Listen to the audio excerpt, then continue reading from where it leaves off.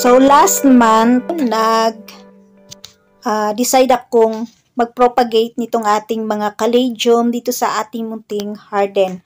Hello everyone, ito po si Charching ng Succulent Davao and welcome sa ating YouTube channel. And for today's video, so ito guys, yung ating mga nagagandahang caladium dito sa ating munting garden. Ayan, matagal na po itong mga caladium natin. Last year pa natin sila na halaman dito sa ating munting garden. And then guys, nung summer ay unti-unti silang nawala. Kaya ang ginawa ko guys, kinuha ko yung mga potato or bulb ng ating plant. Yan, and then ang ginawa ko, dinivide ko or kinat ko yung kaniyang potato or bulb para i-propagate natin. So, yan yung ginawa ko guys. And then, heto yung yung naging resulta, yung ating mga caladium ay ayan na guys. Tumubo na po yung potato niya or bulb. So, yan, hinalo-halo ko lang siya dito sa isang pot. And then, ayan, tingnan natin guys kung ano yung natin dito makukuha na plant. So, yan, medyo sila, ayan, dry yung soil. Ayan, pinadry ko to kasi i-propagate nga natin sila, iripat natin sila guys. So, yan, and then, heto guys, ganito yung ginawa ko, putol-putol or in-slice ko yung potato or bulb ng ating caladium. So, yan, and then, heto yung, malaki ata to siya guys. So, yan, medyo malaki to na, na bulb or potato. Ayan siya, and then, ayan, lumabas yung mga babies. So, yan, ko lang siya, nilagay ko lang siya sa soil, and then, ganyan na po yung nangyari.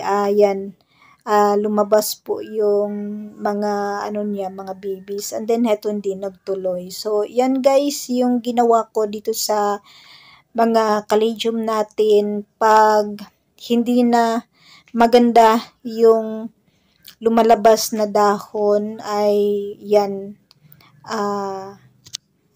ini-slice ko lang po yung potato or bulb ng caladium, and then ibabaon ko siya sa soil, and then ayan guys yung naging resulto. So ngayon po ay i-try ko siyang ipat, natin siya, ilipat natin siya sa ibang plastic container. Ayan, and then heto guys yung napakaganda nating caladium. Ayan, malaki yung niya, dahon. So, ang sabi nila, pag malaki daw yung bulb or yung potato ng isang caladium ay malaki din po yung lalabas na dahon. So, yan guys yung nalaman ko sa ibang nagtatanim ng caladium. So, yan, naman po siya guys. Ito kasi yung maliliit, ayan, maliliit din yung mga dahon. And then yung malalaking potato, ito hindi siya naglabas ng dahon. And then ayan yung iba. So ayan, yun, maliliit lang siya guys, pero yan nagkaroon naman po siya ng panibagong dahon. Ayan, heto karugtong sila. Ayan, and then i-try nating i-separate mamaya. So ito malaki siya, malaki yung kaniyang potato. Ayan, malaki yung kaniyang bulb. So yan, at malaki din po yung dahon ng ating caladium. So yan yung mga na-propagate natin na caladium. And then heto guys, hindi ko to tatanggalin kasi baka masira yung natin. Ayan, merong dito, nakalimutan ko yung ID nito guys. So, yan po yung ginawa natin sa ating mga kalidium kasi nawala na talaga sila dito sa ating munting harden. And then, ang ginawa ko lang guys ay hinukay ko yung kaniyang potato or yung kaniyang bulb para i-propagate kasi yan po yung ginagawa ko talaga sa mga kalidium natin pag summertime kasi nawawala po talaga sila dito sa ating munting harden. And then, pag malamig po ang panahon, ayan guys, lumalabas po yung ating mga kalidium. So, yan guys, yung gagawin natin ngayon, ipat na natin sila isa-isa dito sa ating plastic container. Ayan, and then, meron na po akong na-prepare na potting mix. Yung potting mix natin guys ay nilagyan ko po ng chicken manure para mataba po yung ating mga kalidium. So, ang gusto ng kalidium natin ay medyo moist kasi yung mga kalidium natin guys ay ano lang siya, nasa baba po siya ng mga ornamental plants natin. So, yan at mamaya po ay ipapakita ko po sa inyo kung paano natin siya itanim dito sa ating plastic container.